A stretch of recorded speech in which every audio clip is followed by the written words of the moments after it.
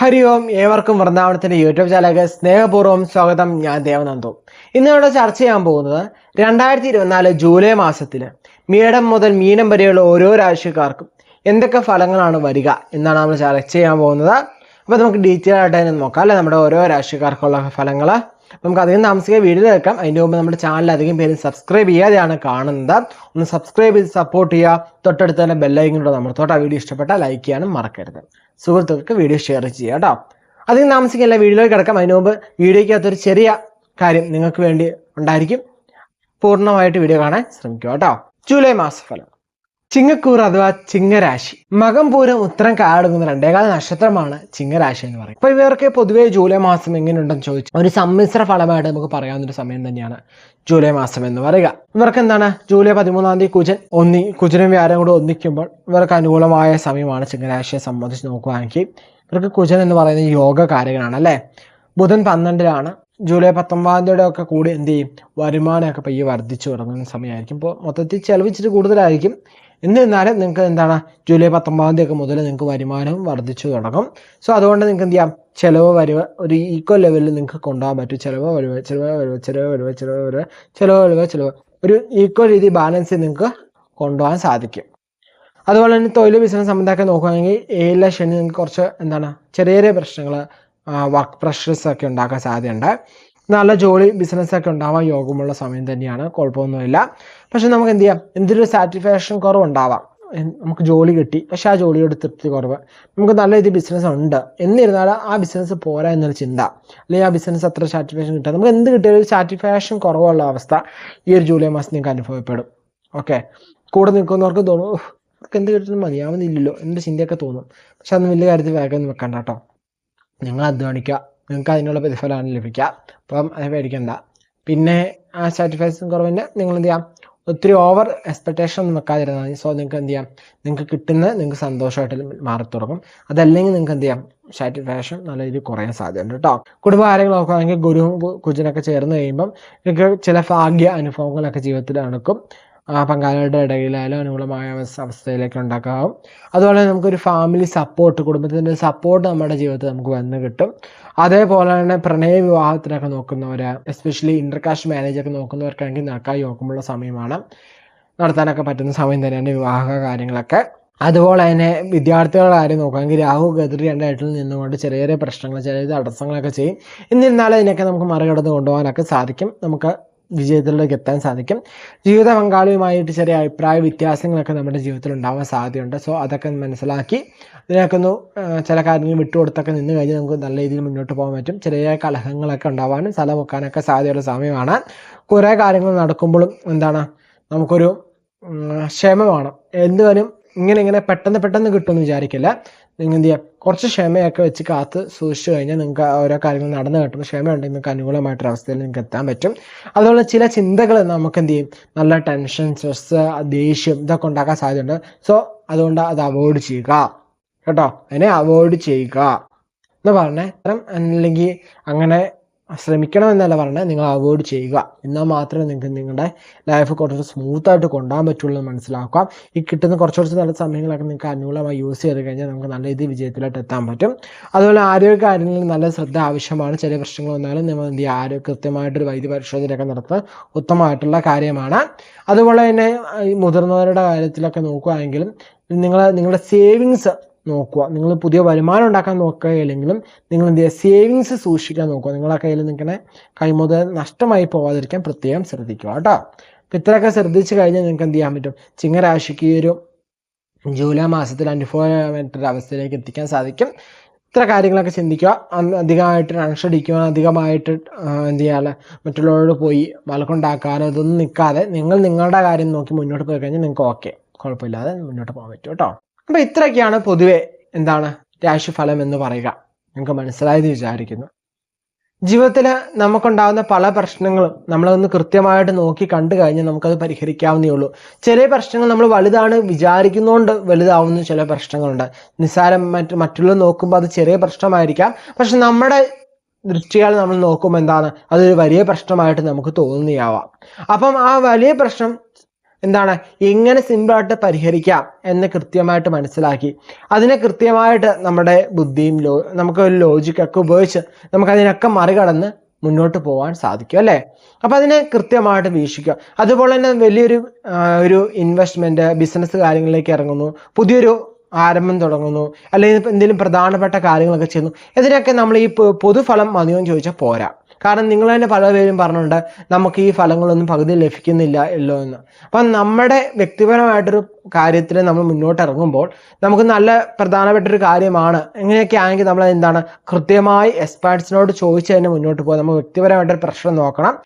അതുപോലെ തന്നെ നമ്മൾ എന്താണ് ആസ്ട്രോളജി കൺസൾട്ട് മാത്രം പോലെ നമ്മൾ ബിസിനസ് തുടങ്ങുകയാണെങ്കിൽ ബിസിനസ് റിലേറ്റഡ് ആയിട്ട് കൺസൾട്ട് നിങ്ങൾ ചെയ്തിരിക്കണം. ബിസിനസ് റിലേറ്റഡ് കൺസൾട്ട് ചെയ്ത് നിങ്ങൾ ഇൻവെസ്റ്റ് ചെയ്യാൻ പോകുന്ന കാര്യങ്ങൾ നിങ്ങളുടെ ഫീൽഡ് നിങ്ങൾക്ക് എക്സ്പേർട്ട് ആയിട്ടുള്ളവരോട് നിങ്ങൾക്ക് അഡ്വൈസ് സ്വീകരിക്കാം. അല്ലെങ്കിൽ അത്യാവശ്യം ആ ഒരു സബ്ജക്റ്റിനെ കുറിച്ച് നോളജ് ഉള്ളവരോട് നിങ്ങൾക്ക് ഡിസ്കഷൻ ചെയ്യാം. എന്നിട്ട് മാത്രം നിങ്ങൾ ഈ ആസ്ട്രോളജി പ്രൊഡിക്ഷൻ മാത്രം നോക്കിക്കൊണ്ട് മുന്നോട്ട് പോയി കഴിഞ്ഞാൽ നിങ്ങൾക്ക് ഒന്നും നടക്കില്ല അല്ലേ. കാരണം എന്താണ് നമുക്ക് നല്ല ഫലങ്ങളുള്ള സമയത്ത് നമ്മൾ വെറുതെ വീട്ടിൽ ഇരുന്ന് കഴിഞ്ഞാൽ നമുക്ക് യാതൊരു കാര്യവും ഉണ്ടാവില്ല അല്ലേ. നമുക്ക് അനുകൂലമായി നിൽക്കുന്ന സമയത്ത് നമ്മൾ വർക്ക് ചെയ്യണം. വർക്ക് ചെയ്താൽ മാത്രമേ നമുക്ക് തൊഴിൽ കിട്ടുകയുള്ളൂ അല്ലേ. ആ തൊഴിലനുസരിച്ച് നമുക്ക് വരുമാനം കിട്ടുകയുള്ളൂ. അപ്പോൾ ഈ നല്ല സമയം എന്ന് പറയുമ്പോൾ നമ്മൾ ചെയ്യുന്ന വർക്കിന് അല്ലെങ്കിൽ നമ്മൾ ചെയ്യുന്ന ജോലിക്ക് കൃത്യമായ പ്രതിഫലം ലഭിക്കുകയും കൃത്യമായിട്ട് നമുക്ക് മുന്നോട്ട് പോകാൻ നമ്മുടെ ഗോൾസ് ഒക്കെ പെട്ടെന്ന് അച്ചീവ് ചെയ്യാൻ സാധിക്കുമെന്ന് മാത്രമേ ഉള്ളൂ അല്ലേ. ഒരു അട്രാക്ഷൻ കൂട്ടി വിടുന്നു എന്ന് മാത്രമേ ഉള്ളൂ. നമ്മൾ വർക്ക് ചെയ്യാനുള്ള വർക്ക് ചെയ്തേ പറ്റുള്ളൂ. എന്നാൽ മോശ സമയത്ത് നിങ്ങൾക്ക് മോശ സമയമാണ്, റിസ്ക് ആണ് എന്ന് പറയുമ്പോൾ നിങ്ങൾ എന്ത് ചെയ്യണം, അതനുസരിച്ച് ജാഗ്രത എടുക്കണം, അതിനുള്ള ശ്രദ്ധ കൊടുക്കണം, അതിന് പറഞ്ഞേക്കുന്ന കാര്യങ്ങൾ കൃത്യമായിട്ട് ചെയ്യുക. അതുപോലെ മുന്നോട്ട് പോയി കഴിഞ്ഞാൽ നമുക്ക് എന്താ ജീവിതത്തിൽ നല്ല ഇത് വിജയിക്കാനും സാധിക്കും. ഓക്കെ, അത് നിങ്ങൾ മനസ്സിലാക്കുക. പൂർണ്ണമായിട്ട് തന്നെ വീഡിയോ കാണുന്നുണ്ടെന്ന് വിചാരിക്കുന്നു. പകുതി നമ്മുടെ രാശിഫലം മാത്രം കണ്ടു കഴിഞ്ഞാൽ നിങ്ങൾക്ക് അത് കഴിഞ്ഞിട്ടുള്ള പറഞ്ഞ ഐഡിയാസ് ഒന്നും ലഭിക്കില്ല അല്ലേ. ആ ഒരു ഐഡിയയും കിട്ടിയാൽ മാത്രമാണ് നിങ്ങൾക്ക് ജീവിതത്തിൽ മുന്നോട്ട് പോകുമ്പോൾ വിജയിക്കാൻ സാധിക്കുകയുള്ളൂ. പെൻഡുല ജ്യോതിഷം പഠിക്കാൻ താല്പര്യമുള്ളവർക്ക് നമ്മുടെ നമ്പറുമായിട്ട് ഓഫീസ് നമ്പറുമായിട്ട് കോൺടാക്ട് ചെയ്യാം. ഇൻട്രസ്റ്റ് ടു ജോയിൻ പെൻഡുല ആസ്ട്രോളജിനോ അല്ലെങ്കിൽ പെൻഡുല ജ്യോതിഷം പഠിക്കാൻ താല്പര്യമുണ്ടെന്നോ ആ വാട്സപ്പ് മെസ്സേജിൽ ഇടുക. വേറെ ഹായ് അല്ലെങ്കിൽ നമസ്കാരം ഒന്നും ഇടാതെ, അല്ലെങ്കിൽ ആദ്യം നമസ്കാരം ഇട്ടാലും കൃത്യമായ കാര്യം നിങ്ങൾ കൺസൾട്ടേഷൻ ആണോ അല്ലെങ്കിൽ കോഴ്സ് ജോയിൻ ചെയ്യാനാണോ എന്ന് കൃത്യമായി ആ ഒരു മെസ്സേജിൽ ഉണ്ടായിരിക്കണം. എന്നാൽ മാത്രമേ നമ്മുടെ ഓഫീസ് സ്റ്റാഫിന് കൃത്യമായിട്ടത് മനസ്സിലാക്കാൻ സാധിക്കുകയുള്ളൂ എന്ന് മനസ്സിലാക്കുക.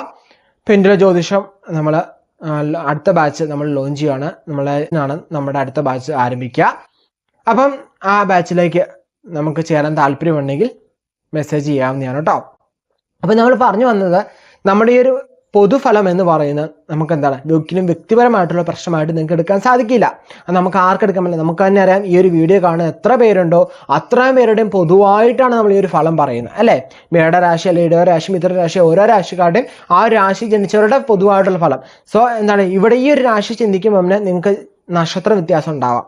അതേപോലെ തന്നെ എന്താണ് നിങ്ങൾ പല സറൗണ്ടിങ്ങിൽ നിങ്ങളുടെ ചുറ്റുപാടുകൾ പലതായിരിക്കും, നിങ്ങൾ ചെയ്യുന്ന പ്രൊഫഷൻ പലതായിരിക്കാം, നിങ്ങൾ ജനിച്ചു വളർന്ന സാഹചര്യം പലതായിരിക്കാം. ഇതിനെയൊക്കെ ഡിപ്പെൻഡ് ചെയ്താണ് നമ്മുടെ ഒരു ക്യാരക്ടർ ബിൽഡ് ആവുന്നത് അല്ലേ. ക്യാരക്ടർ ബിൽഡ് ആവുന്നതനുസരിച്ചാണ് നമുക്കുണ്ടാവുന്ന ഓരോ റിസൾട്ട് എന്ന് പറയുന്നത്. പിന്നെ ഇതിനൊക്കെ ഉപരി എന്താണ് നമുക്ക് മുൻജന്മ കർമ്മവും നമ്മുടെ ഈ ഒരു ലൈഫിൽ ബന്ധിച്ചിരിപ്പുണ്ട് അല്ലേ. അപ്പം ഈ മുൻജന്മ കർമ്മവും നമ്മളുമായിട്ട് ബന്ധിക്കുമ്പോൾ അതുപോലെ തന്നെ എന്താണ് നമ്മളുടെ വളർച്ചയിൽ ഒത്തിരി പേർക്ക് എന്താണ് അസൂയ കുശുമ്പ് ഒക്കെ ഉണ്ടാവാനുള്ള സാധ്യതയുണ്ട്. നമുക്ക് തന്നെ ചില ആൾക്കാർ വരുമ്പോൾ നമുക്ക് തന്നെ ചിലപ്പോൾ കുശുമ്പ് വന്നേക്കാം.